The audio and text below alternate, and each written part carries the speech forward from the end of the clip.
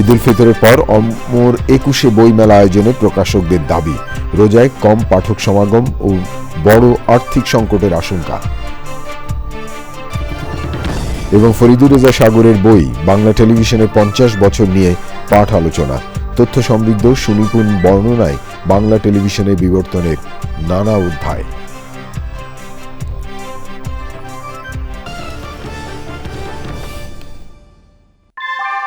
ভূমিকম্প সহনীয় most durable দেশের প্রথম থার্মেক্স রড সালাম স্টিল। সালাম স্টিল বোঝে ডিউরেবিলিটি। সালাম স্টিল, মোস্ট ডিউরেবল স্টিল। ধন্যবাদ প্রিয় দর্শক আমাদের সাথে যোগ দেওয়ার জন্য। এতক্ষণ সংবাদ শিরোনাম শুনলেন, চলুন যাওয়া যাক পুরো খবরে। আর এখনকার এই সংবাদ আয়োজন একই সঙ্গে চ্যানেল আই ইউটিউব চ্যানেলে এবং চ্যানেল আই ওটিটি প্ল্যাটফর্ম আইস্ক্রিনে লাইভ স্ট্রিম হচ্ছে। প্রিয় দর্শক, শুরুতেই জাতীয় সংসদ নির্বাচন ২০২৬ কাউন্টডাউন।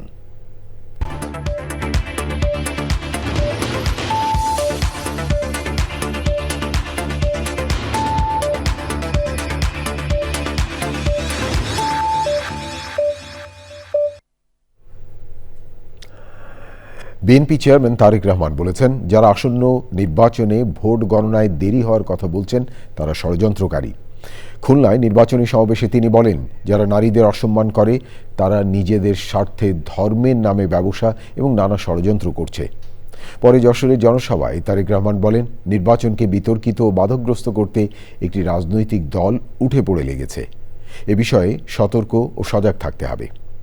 প্রিয় দর্শক, মামুনুর রশিদের ভিডিও চিত্র আরও জানাচ্ছেন সহকর্মী রাহুল রায়। সিলেট, চট্টগ্রাম, ময়মনসিংহ আর নিজের বাড়ি বগুড়া সহ উত্তরাঞ্চলে বাসে করে নির্বাচনী প্রচারণা চালিয়েছেন বিএনপি চেয়ারম্যান তারেক রহমান।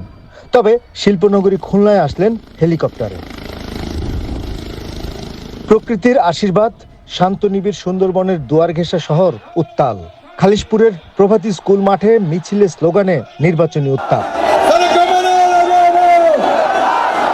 খুলনা অঞ্চলের ৯টি পাটকল সহ বন্ধ বেশ কিছু কলকারখানা। ১০ জেলার ৩৭টি আসনে পিছিয়ে পড়া আর প্রাকৃতিক দুর্যোগের সঙ্গে লড়াই করা মানুষদের আশা প্রত্যাশার কথা বলেছেন তারেক রহমান।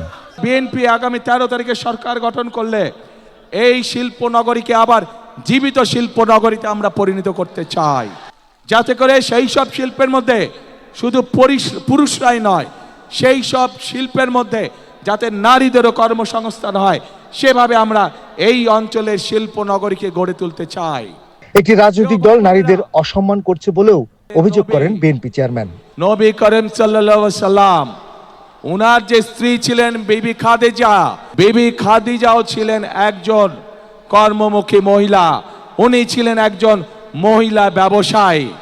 আজকে যেই দলটি, যাদের নেতা আজ বাংলাদেশের নারীদেরকে একটি খারাপ কিছুর সাথে তুলনা করেছে, তারা বলে তারা ইসলাম কায়েম করবে, কিন্তু নবী করিম সাল্লাল্লাহু আলাইহি ওয়াসাল্লামের স্ত্রী পর্যন্ত, উনিও পর্যন্ত একজন ব্যবসায়ী ছিলেন।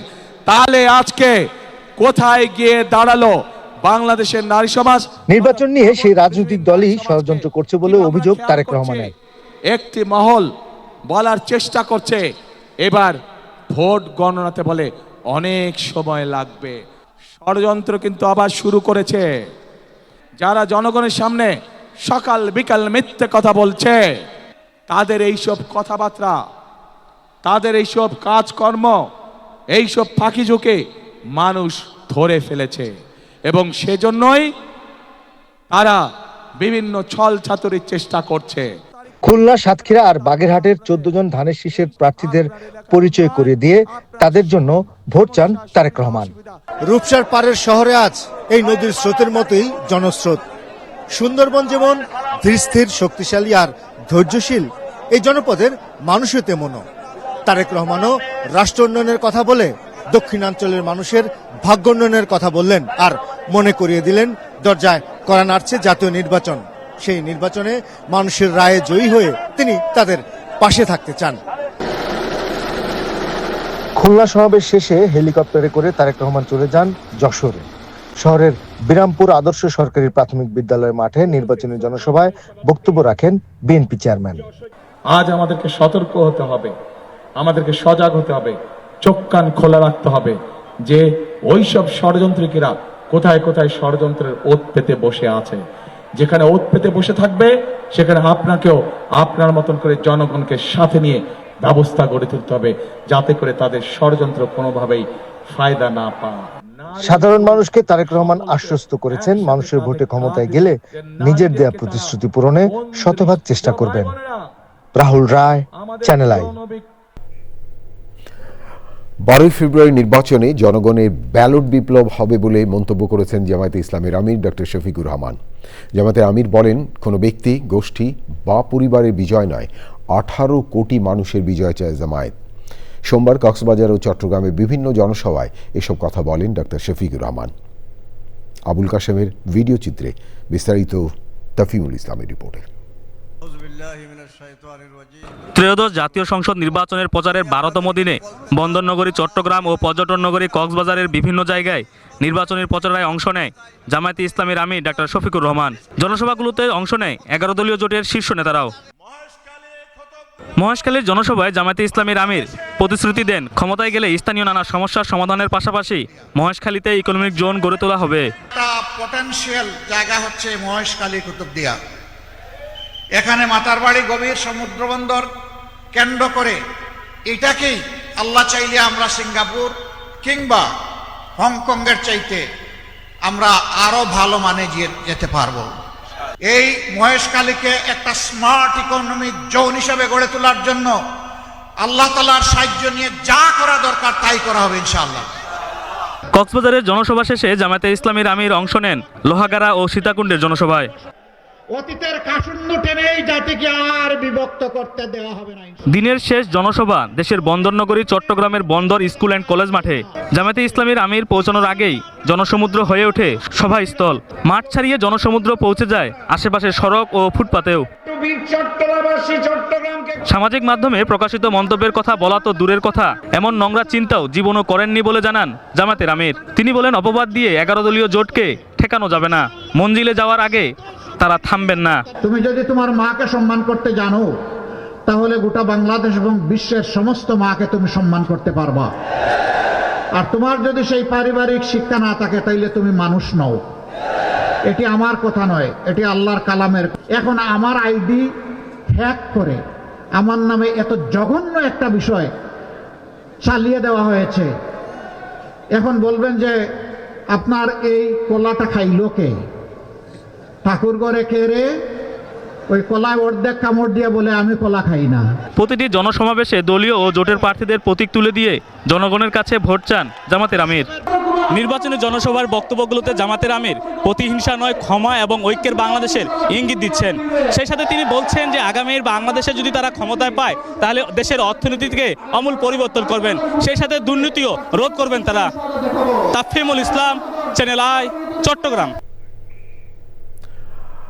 হিন্দু মুসলিম মিলে একসাথে এই দেশ স্বাধীন করেছে উল্লেখ করে বিএনপি মহাসচিব মির্জা ফখরুল ইসলাম আলমগীর হিন্দুদের গায়ে কোনো আঁচড় লাগতে না দেওয়ার আহ্বান জানিয়েছেন। ঠাকুরগাঁয়ের ঢোলরহাট ইউনিয়নে নির্বাচনী পথসভায় তিনি বলেন, জামায়াতে ইসলামী দেশটাকে আফগানিস্তান বানাতে চায়, তারা নারীদের কাজ করতে দিতে চায় না। জামায়াতকে উদ্দেশ্য করে তিনি আরও বলেন, স্বাধীনতা যুদ্ধের সময় জামায়াত বিরোধিতা করেছিল।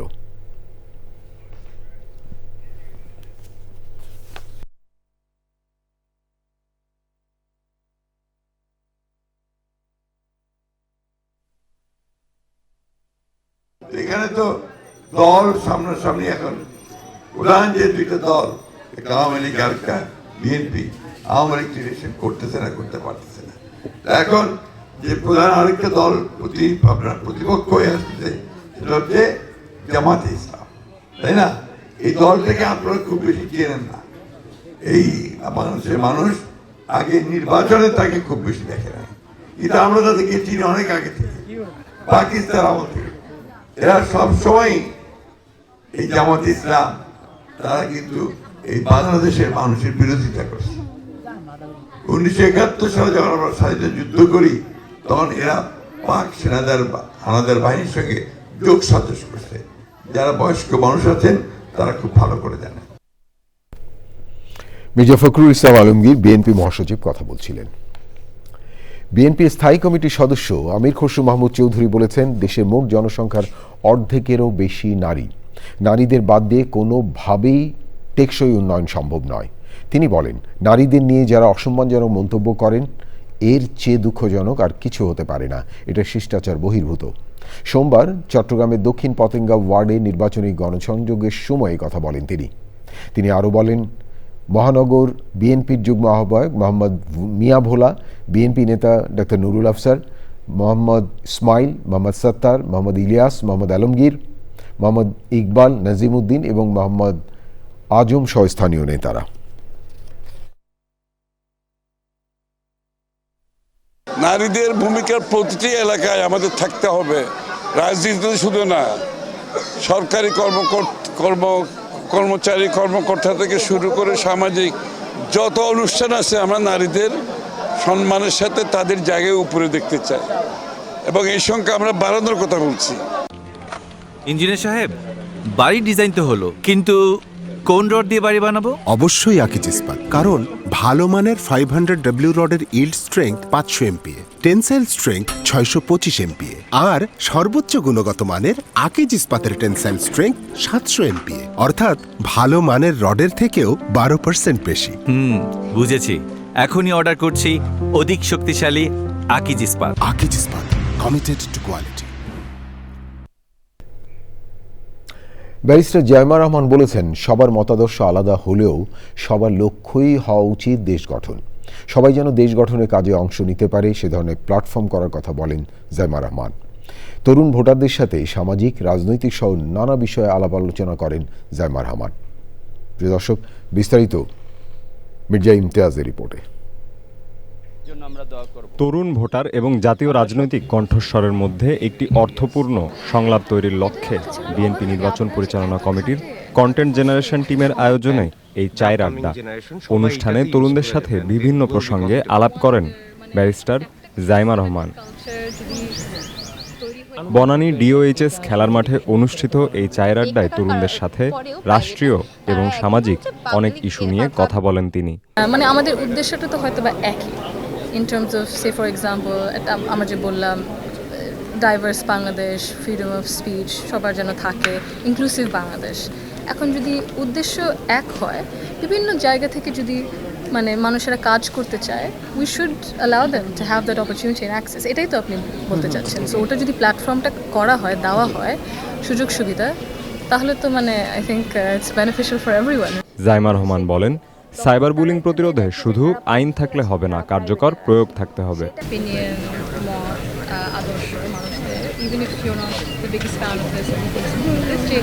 অন্যদেরকে ওভাবে অ্যাটাক ক্ষতি করতে না, বুলিং করতে না।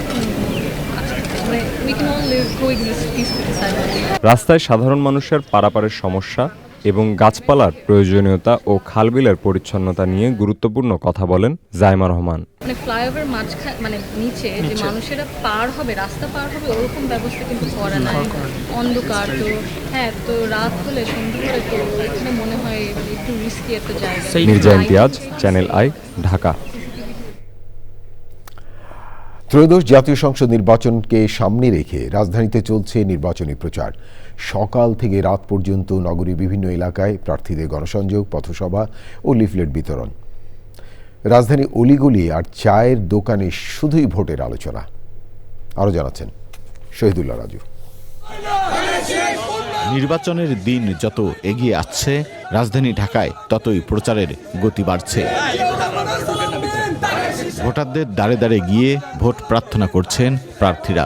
পথসভা আর গণসংযোগে বারবার তুলে ধরছেন নিজেদের প্রতিশ্রুতির কথা।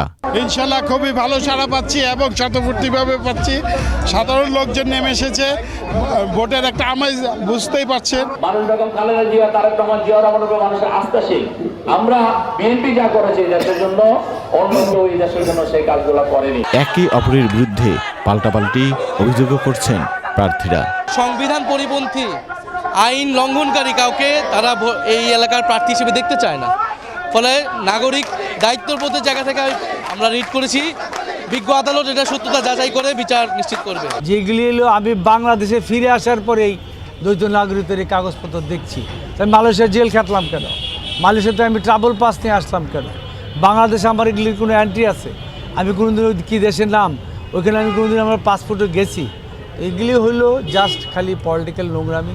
রাজনীতি সচেতন ভোটারদের মধ্যেও দেখা যাচ্ছে মিশ্র প্রতিক্রিয়া। কর্মসংস্থান যাতে আরও বাড়ে, মানুষ যাতে বেকার সংস্থান যাতে না থাকে, সবাই যাতে চাঁদামুক্ত একটা দেশ গঠন করতে পারে। এখন এলাকার যারা আসবে তারা যদি এগুলা মেনটেন করে আলহামদুলিল্লাহ আমাদের জন্য ভালো হবে, এটাই আর কি। শান্তিপূর্ণ পরিবেশে গ্রহণযোগ্য নির্বাচন দেখতে চান ভোটাররা। Shahidullah Raju, channel I, Dhaka. ত্রয়োদশ জাতীয় সংসদ নির্বাচন ঘিরে সারা দেশে জমে উঠেছে প্রচার। ইশতেহারের হাতে ভোটারদের দাঁড়ে দাঁড়ে গিয়ে নানা প্রতিশ্রুতি দিচ্ছেন প্রার্থীরা। চলছে নির্বাচনী জনসভা এবং উঠোন বৈঠক সহ নানা কর্মসূচি।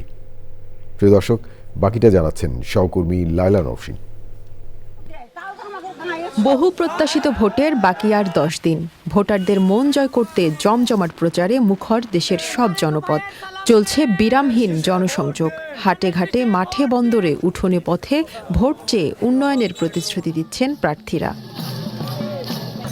ভোটাররা বলছেন বুঝে শুনে যোগ্য প্রার্থীকে বেছে নেবেন তারা। অবশ্যই জনগণের স্বার্থে আসবে, কাজে আসবে, এরকমই আমরা চাচ্ছি। কর্ম করে খাই সেটা যাতে চলে সেটাই চাই, তাছাড়া আর আমরা কি চাই। কুষ্টিয়ার 4 আসনে ভোট যুদ্ধে নেমেছেন 25 প্রার্থী। বিএনপি, জামায়াত ও স্বতন্ত্র প্রার্থীরা দিনরাত প্রচার চালাচ্ছেন। নির্বাচনী পরিবেশ নিয়ে উৎকণ্ঠার কথা জানিয়েছেন প্রার্থীদের কেউ কেউ। অভয় বাণী আমাদেরকে শোনাচ্ছে যে কোনো চিন্তা নেই, আমরা দাঁড়িপাল্লার পক্ষে আছি। ফুল নির্বাচনের চেয়েও ভালো অবস্থানে আমি আছি এবং জনগণ যদি আবার আমি ইলেক্টেড হতে পারি ইনশাল্লাহ, যে সমস্ত অসমাপ্ত কাজ আছে জনগণের প্রত্যাশা অনুযায়ী সেই কাজগুলো করব। প্রশাসন যাতে আরো শক্তভাবে অন্তত এই অস্ত্র উদ্ধারের ব্যবস্থা করে এবং সন্ত্রাসীদের গ্রেপ্তার করে কারাগারে নিক্ষেপ করে নির্বাচনের আগে। বগুড়া 6 আসনের রাজাপুর, গোকুল ও এরুলিয়া সহ বিভিন্ন ইউনিয়নে বিএনপির চেয়ারম্যান তারেক রহমানের পক্ষে নির্বাচনী প্রচারে দলের নেতাকর্মীরা। ভোলা 1-এর বিএনপি জোট সমর্থিত প্রার্থী ও বিজেপির চেয়ারম্যান ব্যারিস্টার আন্দালিব রহমান পার্থ সদর উপজেলার ধনিয়া ইউনিয়নে নির্বাচনী সমাবেশে বক্তব্য দেন। আপনারা আমাদের কোনো নেতারা কোনোদিন দেখেছেন যে বন্যা হোক, খরা হোক, পানি উঠুক, তারা সবাই দল বেঁধে মানুষের পাশে দাঁড়িয়েছে। বরিশাল 1-এ প্রচার চালিয়েছেন বিএনপির প্রার্থী এম জহিরুদ্দিন স্বপন। কে মন্ত্রী হবে এটা জনগণ নির্ধারণ করত না, ক্ষমতাসীন দল নির্ধারণ করত। কুমিল্লা 9 আসনে নির্বাচনী প্রচার করেছেন ইসলামী আন্দোলন বাংলাদেশের প্রার্থী সেলিম মাহমুদ। হবিগঞ্জ 3 আসনে বিএনপি প্রার্থী জি.কে. গৌজ নির্বাচনী এলাকায় গণসংযোগ ও পথসভা করেছেন। ময়মনসিংহ 10 আসনে সমাবেশ করেছেন বিএনপির প্রার্থী মোহাম্মদ আখতারুজ্জামান বাচ্চু। ভোলা 2-এর জামায়াত প্রার্থী মাওলানা মোহাম্মদ ফজলুল করিম ও ভোলা 4-এর বিএনপির প্রার্থী মোহাম্মদ নুরুল ইসলাম নয়ন পথসভা করেছেন। Laila Nowshin, channel I. নির্বাচনী সহিংসতা বিবেচনায় নিয়ে কাল পরশু থেকেই আইনশৃঙ্খলা বাহিনী তাদের তৎপরতা আরও বৃদ্ধি করবে। চেকপোস্টের সংখ্যা বাড়ানোর পাশাপাশি অবৈধ অস্ত্র উদ্ধার এবং সীমান্ত এলাকাতেও নজরদারি বাড়ানো হবে বলে জানিয়েছেন নির্বাচন কমিশনার আনোয়ারুল ইসলাম সরকার। গণভোটের পক্ষে বিপক্ষে কোনো সরকারি কর্মকর্তা প্রচার চালালে ব্যবস্থা নেওয়া হবে বলেও জানান তিনি। রিপোর্টে আরও জানাচ্ছেন নাজিব বেগ। ট্রান্সপারেন্সি ইন্টারন্যাশনাল বাংলাদেশ টিআইবির তথ্য অনুযায়ী 2025 সালে দেশজুড়ে 401টি রাজনৈতিক সহিংসতার ঘটনা ঘটেছে। নিহত হয়েছেন 102 জন। নির্বাচনের তফসিল ঘোষণার পর অন্তত 15 জন রাজনৈতিক নেতাকর্মী হত্যাকাণ্ডের শিকার হয়েছেন। সবশেষ শেরপুরে বিএনপি জামাতের সংঘর্ষে জামাত নেতার মৃত্যুর পর আইনশৃঙ্খলা পরিস্থিতি নিয়ে প্রশ্ন তুলেছেন বিশ্লেষকরা। পরিস্থিতি উত্তরণে কি পরিকল্পনা রয়েছে নির্বাচন কমিশনের? বিভিন্ন এলাকায় এই শান্তি শৃঙ্খলা রক্ষার্থে স্ট্রাইকিং ফোর্স নামবেন, তাদের মুভমেন্ট আরও ভিজিবল হবে এবং চেকপোস্ট, যানবাহন চেক, তারপরে কি বলে যে বর্ডার এরিয়া, অস্ত্র উদ্ধার, এগুলো আরও দৃশ্যমান হবে কালকে পরশু থেকেই। সুতরাং আপনারা যেরকম আশঙ্কা করতেছেন যে নির্বাচন এগোচ্ছে, সহিংসতা বাড়বে, প্রিভেন্টিভ মেজার হিসেবেও আমরা আমাদের প্রস্তুতি আরও বহুগুণে বেড়ে যাবে এই কয়েকদিনে। গণভোটের বিষয়ে প্রচার করতে পারবেন না সরকারি কর্মকর্তারা। সম্প্রতি এ বিষয়ে পরিপত্র জারি করেছে নির্বাচন কমিশন। তবে এই নির্দেশনা ভঙ্গের অভিযোগ পেয়েছে নির্বাচন কমিশন। ত্রয়োদশ জাতীয় সংসদ নির্বাচনে গণপ্রতিনিধিত্ব আদেশ এবং আচরণবিধি যেভাবে প্রতিপালিত হবে এই গণভোটের ক্ষেত্রেও সেইভাবে প্রযোজ্য হবে। আমাদের কাছে কেউ কেউ জানিয়েছেন, লিখিতভাবেও দিয়েছেন, আমরা আইনগত ব্যবস্থা নেব। তিনি বলেছেন, নির্বাচন সুষ্ঠু করার স্বার্থে কেউ আইন ভঙ্গ করলেই ব্যবস্থা নেওয়া হবে। নাজিব বেগ, চ্যানেল আই, ঢাকা। স্বরাষ্ট্র উপদেষ্টা অবসরপ্রাপ্ত লেফটেন্যান্ট জেনারেল মোহাম্মদ জাহাঙ্গীর আলম চৌধুরী বলেছেন, কেউ কেন্দ্র দখল করতে চাইলে ছাড় দেওয়া হবে না। সিসিটিভি ফুটেজ দেখে আইনানুগ ব্যবস্থা নেওয়া হবে। তিনি আরও বলেন, নির্বাচনের ফলাফল সাথে সাথেই প্রার্থীর ফোনে ও অ্যাপসের মাধ্যমে জানিয়ে দেওয়া হবে। ত্রয়োদশ জাতীয় সংসদ নির্বাচন এবং গণভোট নিয়ে ময়মনসিংহে প্রশাসন ও আইনশৃঙ্খলা বাহিনীর সাথে মতবিনিময় সভায় এসব কথা বলেন তিনি। সভায় আরও ছিলেন স্বরাষ্ট্র মন্ত্রণালয়ের সিনিয়র সচিব নাসিমুল গনি, বিভাগীয় কমিশনার ফারা শাম্মী, নির্বাচন কমিশন, জেলা প্রশাসন, সেনাবাহিনী সহ আইনশৃঙ্খলা রক্ষাকারী বাহিনীর কর্মকর্তারা।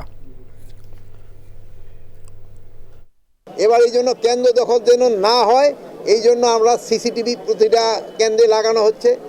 আমরা বডি ক্যাম্প, পুলিশের 25,700 আমরা বডি ক্যাম্প দিচ্ছি। আমরা ড্রোন ব্যবহার করতেছি। আমাদের যে সুরক্ষা অ্যাপ এইগুলি ব্যবহার করা হচ্ছে। এবার যদি কেউ কোনো রকমের এদিক করতে যায়, সে কেউ ছাড়া পাবে না। মোহাম্মদ জাহাঙ্গীর আলম চৌধুরী স্বরাষ্ট্র উপদেষ্টা কথা বলছিলেন। প্রিয় দর্শক, এবারে ভাষার মাস ফেব্রুয়ারি।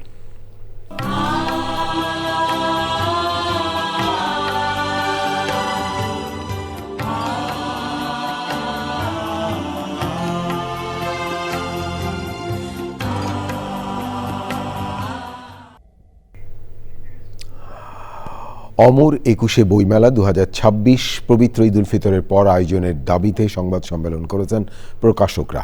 তারা বলেন, রোজার মধ্যে বইমেলা আয়োজন করা হলে পাঠক সমাগম কম হবে, এতে প্রকাশনা শিল্প বড় ধরনের আর্থিক সংকটে পড়বে। সংখ্যাগরিষ্ঠ সৃজনশীল প্রকাশকের মতামতের প্রতি সম্মান জানিয়ে বইমেলার আয়োজনের দাবি জানান তারা। রিয়াজ ইসলামের রিপোর্ট। ত্রয়োদশ জাতীয় সংসদ নির্বাচনের কারণে পিছিয়ে 20শে ফেব্রুয়ারি অমর 21শে বইমেলা আয়োজনের ঘোষণা দেয় বাংলা একাডেমি। কিন্তু ঘোষিত তারিখে বইমেলায় অংশ না নেওয়ার ঘোষণা দিয়েছে 31টি প্রকাশনা সংস্থা। তারা চান পবিত্র ঈদ উল ফিতরের পরে অমর 21শে বইমেলার আয়োজন। এই দাবিতে জাতীয় প্রেস ক্লাবের আব্দুস সালাম হলে সংবাদ সম্মেলন। বইমেলার তারিখ পরিবর্তন, ভাড়া মওকুফ ও অবকাঠামো নির্মাণ, বই ভাতা চালু ও বই ক্রয় নীতি সংস্কার সহ 4 দফা দাবি জানান প্রকাশকরা। ফেব্রুয়ারির শুরুতেই রোজা এবং সামনে ঈদ, এই সময়ে মানুষের বাজেটের সিংহভাগ চলে যায় পোশাক ও খাদ্যদ্রব্যে। তাছাড়া বিশ্ববিদ্যালয় ও শিক্ষা প্রতিষ্ঠান বন্ধ থাকার ফলে মেলার প্রধান ক্রেতা শিক্ষার্থীরা ঢাকায় থাকবেন না। পাঠক শূন্য মেলায় স্টল দেওয়া এবং জেনে শুনে বিষ পান করা একই কথা। জাতীয় নির্বাচনের ডামাডোলে প্রেস এবং বাইন্ডিং, শ্রমিক ও স্টল নির্মাণের কারিগর পাওয়া দুষ্কর হবে। প্রকাশনা শিল্প দুর্বল হয়ে পড়লে ক্ষতিগ্রস্ত হবে দেশের সামগ্রিক সাংস্কৃতিক চর্চা বলে জানান তারা। একটি জাতীয় আয়োজন, কিন্তু সেই আয়োজনে সরকারি কোনো অর্থ বরাদ্দ থাকে না। পুরো মেলাটাই আয়োজন হয় প্রকাশকদের অর্থ এবং আপনার স্পন্সরের পয়সা দিয়ে। যে সরকারের কাছ থেকে বা বাংলা একাডেমির কাছ থেকে আমরা এখন পর্যন্ত কোনো আশ্বাস পাইনি। রমজানের পরে প্রতিকূল অবস্থা যদি একটু থাকেও সেটাকে সেইভাবে আমাদের প্রস্তুতি নিয়ে আমাদের মেলাটা যদি আমরা আয়োজন করি, সেটি অনেক ভালো একটি মেলা হবে। আমরা চাই যে ঈদের পরে একটি সুন্দর প্রাণবন্ত একটি মেলা, যে মেলাটি পাঠক, প্রকাশক এবং লেখক বান্ধব মেলা হবে। বিভিন্ন কারণে আমরা চিন্তা করি যে এখন সম্ভব না। ধর অবকাঠামো করাও তো একটা অনেক কাজ। হল বন্ধ হয়ে যাবে, গ্রামে যাবে। সবচেয়ে বড় কথা হলো, আমি আমার স্টলে যে ধর্মেই থাকেও যদি কেউ রোজা রেখে ইফতারি করার পর আমি তারাবি পড়তে যাই, তো আমরা ওই স্টলটা আমরা কীভাবে চালাবো, যদি আমি তো বাধা দিতে পারবো না। দাবি বাস্তবায়নে সরকারের হস্তক্ষেপ চেয়েছে প্রকাশকরা। Riaz Islam, channel I, Dhaka. Bangla television শুধু বিনোদন নয়, সংস্কৃতির আয়না। নাটকের সংলাপে উঠে আসে সমাজ, চরিত্রের ভেতর দিয়ে দেখা যায় সময়। গত 50 বছর ধরে বাংলা টেলিভিশনের বিবর্তনে নানা ধাপ আর গল্প উঠে এসেছে বাংলা টেলিভিশনের 50 বছর বইটিতে। পাঠ আলোচনায় উঠে আসে স্মৃতিচারণও। প্রিয় দর্শক, আরও জানাচ্ছেন মিথিলা নাজরীন। একটি পর্দা, কিছু আলো, কিছু শব্দ নিয়ে শুরু হওয়া একটি স্বপ্নের যাত্রা বাংলা টেলিভিশন। 50 বছর আগে যে পর্দা প্রথম আলো জ্বালিয়েছিল বাঙালির ঘরে, আজও সেই পর্দাই বলে চলেছে আমাদের গল্প। টেলিভিশন ব্যক্তিত্ব ফরিদুর রেজা সাগরের লেখা বাংলা টেলিভিশনের 50 বছর পাঠ আলোচনায় বক্তারা বলেন, বইটি শুধু জ্ঞান বিনিময় নয়, অভিজ্ঞতা বিনিময়ও অনন্য। বাংলা টেলিভিশনের 50 বছর, তার আগে, এটা তো 2014, তার আগে 2011-তে উনি আরেকটা বই লিখেছিলেন, টেলিভিশন আরেক জীবন। এই যে সাগরের পুরো জীবনটাই যে টেলিভিশনকে কেন্দ্র করে, শুধু টেলিভিশনে অনুষ্ঠান নির্মাণ বা টেলিভিশনে পাণ্ডুলিপি রচনা এর ভিতরেই সীমাবদ্ধ ছিল না।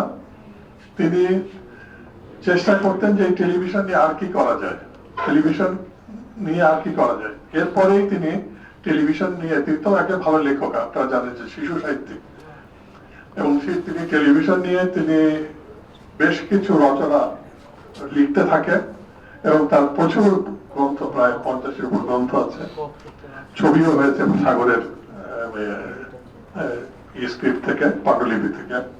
ফরিদুর রেজা সাগরের বই বাংলা টেলিভিশনের 50 বছর। এটা কি ফরিদুর রেজা সাগরকে খুশি করার জন্য অথবা চ্যানেলকে খুশি করার জন্য?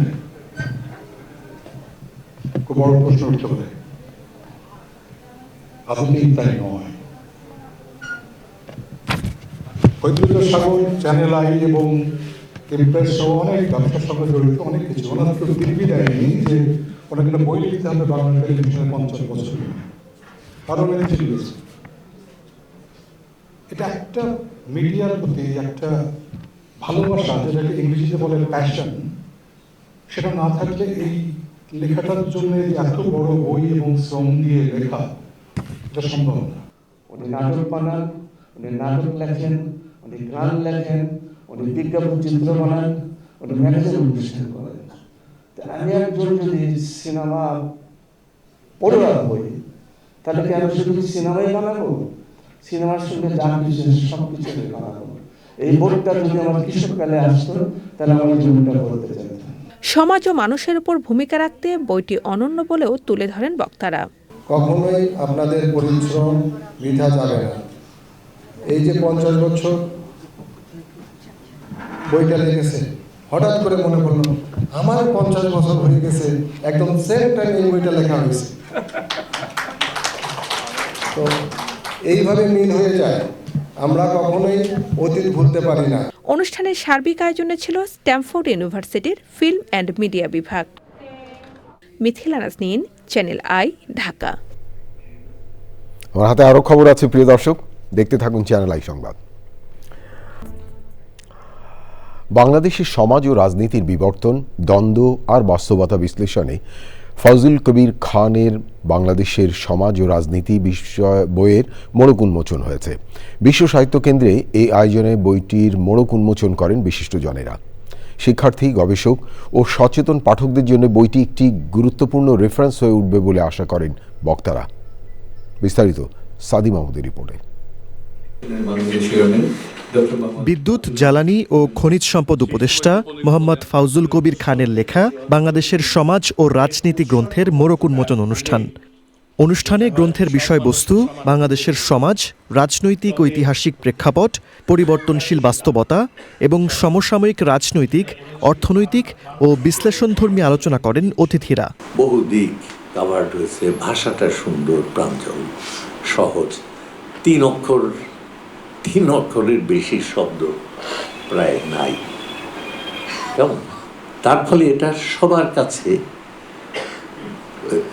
হৃদয়গম্য, বোধগম্য হয়ে ওঠে।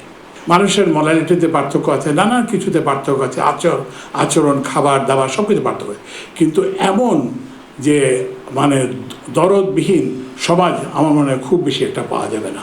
আমি আশা করব যে এই অবস্থা থেকে উত্তরণ ঘটবে। বাংলাদেশের সমাজ ও রাজনীতির পরিবর্তন বুঝতে ইতিহাস, সংস্কৃতি এবং ক্ষমতার কাঠামোকে একসঙ্গে বিবেচনা করা জরুরি বলে মনে করেন আলোচকরা।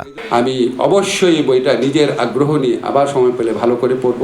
আমি মনে করি এই ধরনের বই আমাদের সবার পড়লে এটা ভালো, এটার মধ্যে অনেক গভীর ইনসাইটের ব্যাপার আছে। ফজল কবির ভাইকে আমি একজন খুবই ইতিবাচক মানুষ হিসাবে দেখি, যিনি সমাজ পরিবর্তনের স্বপ্ন দেখেন। উনি দুঃখবোধের পাশাপাশি কিন্তু শেষ করেন একটা ইতিবাচক নোট দিয়ে। অনুষ্ঠানে আরও ছিলেন প্রধান উপদেষ্টার প্রেস সচিব শফিকুল আলম, দুদকের চেয়ারম্যান ডক্টর আব্দুল মোমেন, রাজনৈতিক বিশ্লেষক অর্থনীতিবিদ ডক্টর মাহবুবুল্লাহ সহ অন্যরা। সাদি মাহমুদ, চ্যানেল আই, ঢাকা। প্রিয় দর্শক, এবারে আইস্ক্রিন সাংস্কৃতিক সংবাদ।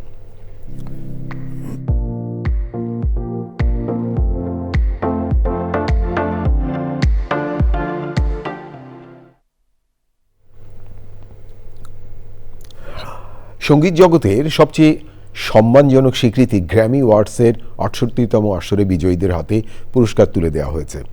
যুক্তরাষ্ট্রের লস অ্যাঞ্জেলেসে জমকালো আয়োজনে এই পুরস্কার দেওয়া হয়। এবার আসরে প্রধান বিভাগগুলোতে সাফল্য পেয়েছেন ব্যাড বানি, কেন্ড্রিক লামার, বিলি আইলিশ ও লেডি গাগা। ডেবি তিরার মাস ফোর্টুজ অ্যালবামের জন্য গ্র্যামির সর্বোচ্চ সম্মান অ্যালবাম অব দ্য ইয়ার জিতেছেন ব্যাড বানি। র্যাপ তারকা কেন্ড্রিক লামার লুথার গানের জন্য রেকর্ড অব দ্য ইয়ার এবং GNX অ্যালবামের জন্য সেরা র্যাপ অ্যালবাম সহ একাধিক বিভাগে পুরস্কার জিতেছেন। ওয়াইল্ড ফ্লাওয়ার গানের জন্য সং অব দ্য ইয়ার জিতেছেন বিলি আইলিশ। মেহেল অ্যালবামের জন্য সেরা পপ ভোকাল অ্যালবাম সহ 2টি পুরস্কার জেতেন পপ তারকা লেডি গাগা। প্রিয় দর্শক, এবারে নিটোল টাটা আন্তর্জাতিক সংবাদ।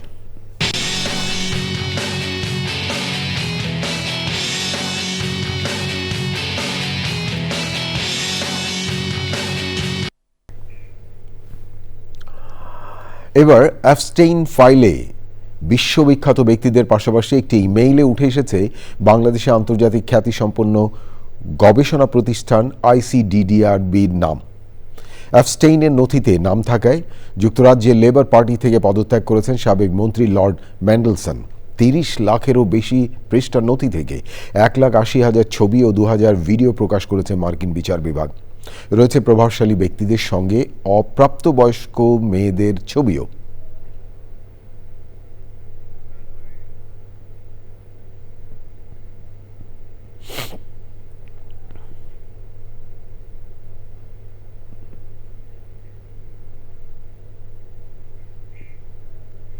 এবারে কৃষি সংবাদ।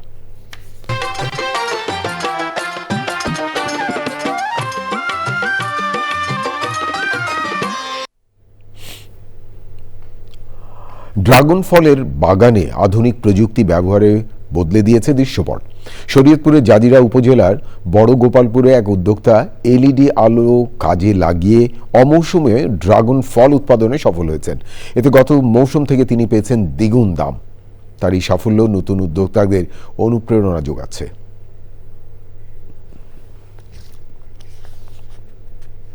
প্রিয় দর্শক, এখন দেখবেন প্রকৃতি সংবাদ।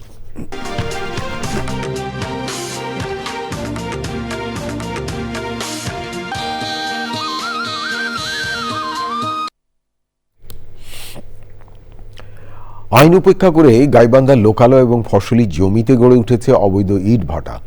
বিষাক্ত ধোঁয়ায় শ্বাসকষ্ট সহ নানা স্বাস্থ্য জটিলতায় স্থানীয়রা। ফসল উৎপাদন কমে যাওয়ার পাশাপাশি ধ্বংস হচ্ছে প্রকৃতি ও পরিবেশ। অবৈধ ইট ভাটা বন্ধে অভিযান সহ প্রয়োজনীয় ব্যবস্থা নেওয়ার কথা জানিয়েছে জেলা পরিবেশ অধিদপ্তর।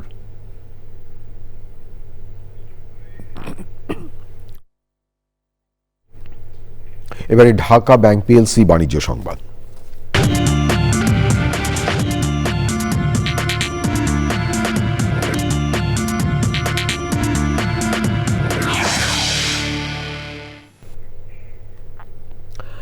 কক্সবাজারে সুইট এগ্রোভেট লিমিটেডের বার্ষিক সেলস কনফারেন্স 2025 হয়েছে।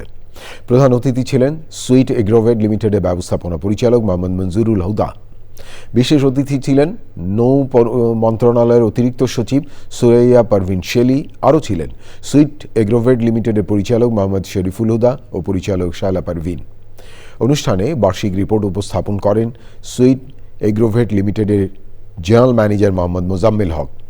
অনুষ্ঠানে বক্তব্য দেন মার্কেটিং ম্যানেজার মোহাম্মদ রব্বি আল হুদা, সহকারী সেলস ম্যানেজার মোহাম্মদ মামুনুর রশিদ, সহকারী সেলস ম্যানেজার ইমরান আলী খান এবং অন্যরা।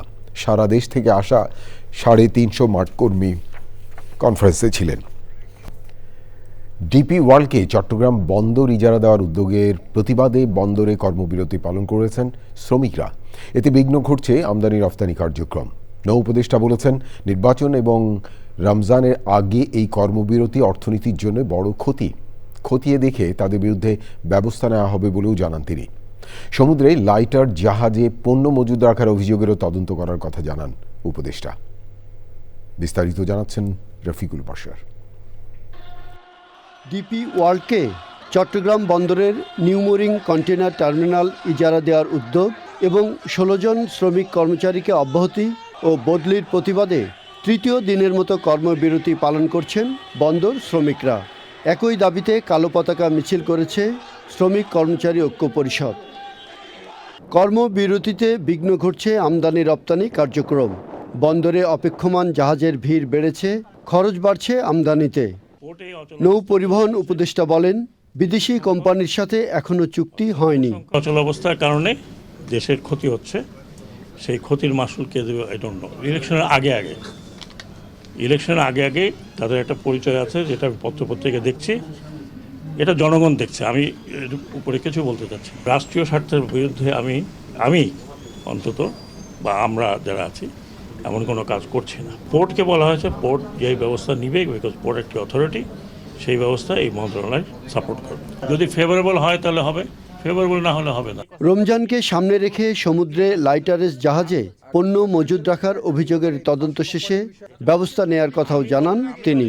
আমরা অলরেডি এই রমজানের পণ্য নিয়ে নানান রকমের সমস্যার মধ্যে আছি। আপনারা জানেন, প্রতিদিন রেইড হচ্ছে, প্রতিদিন ফাইন হচ্ছে। 600 ভেসেল আছে, অনেকবিধ কারণে থাকতে পারে, দেখে নেই। 2-4টা নাম তো আমি জানি, এই মুহূর্তে বলতে চাচ্ছি না, কিন্তু তাদেরকে অলরেডি বলা হয়েছে, মালিকদেরকে ডাকা হয়েছে যে তোমরা যদি এটাকে নিয়ে আরও বেশি লিঙ্গার করো তাহলে will be compelled to name you. দাবি আদায় না হলে মঙ্গলবার সকাল 11টা থেকে বন্দর অবরোধ কর্মসূচির ঘোষণা দেওয়া হয়েছে। Rafiqul Bashar, channel I, Dhaka. শ্রমিক ইস্তেহার ও আসন্ন জাতীয় সংসদ নির্বাচনে শ্রমজীবীদের অধিকার সুরক্ষায় রাজনৈতিক অঙ্গীকার শীর্ষক আলোচনা হয়েছে। রাজধানীর শ্রীডাপ মিলনায়তনে আয়োজনে বক্তারা বলেন, জাতীয় নির্বাচনে শ্রমিকদের ইস্তেহার বাস্তবায়নের মধ্য দিয়ে বৈষম্যহীন বাংলাদেশে আকাঙ্ক্ষা পূরণ করা সম্ভব। নির্বাচনের পরও এই আলোচনা অব্যাহত থাকবে বলে মত দেন তারা। অনুষ্ঠানে সাংবাদিক, অর্থনীতিবিদ ও বিভিন্ন শ্রমিক সংগঠনের নেতারা ছিলেন।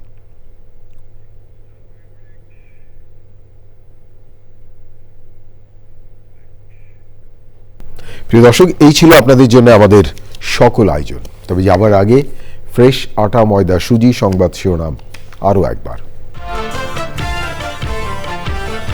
ভোট গণনায় দেরি হওয়ার কথা বলে ষড়যন্ত্র চলছে বললেন তারেক রহমান। নারী সমাজকে অপমানকারীরা নিজেদের স্বার্থে ধর্মকে ব্যবহার করে মন্তব্য।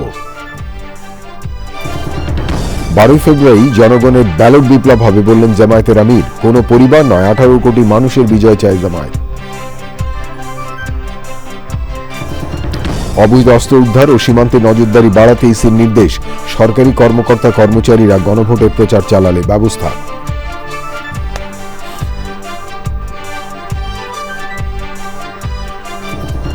ঈদ উল ফিতরের পর অমর একুশে বইমেলা আয়োজনে প্রকাশকদের দাবি, রোজায় কম পাঠক সমাগম ও বড় আর্থিক সংকটের আশঙ্কা।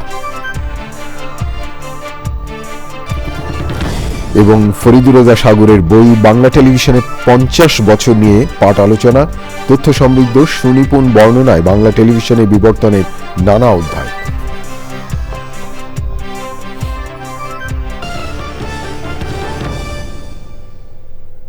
প্রিয় দর্শক, এতক্ষণ চ্যানেল আই সংবাদ দেখার জন্য অসংখ্য ধন্যবাদ। ভালো থাকবেন আর ভালো রাখবেন সবাইকে।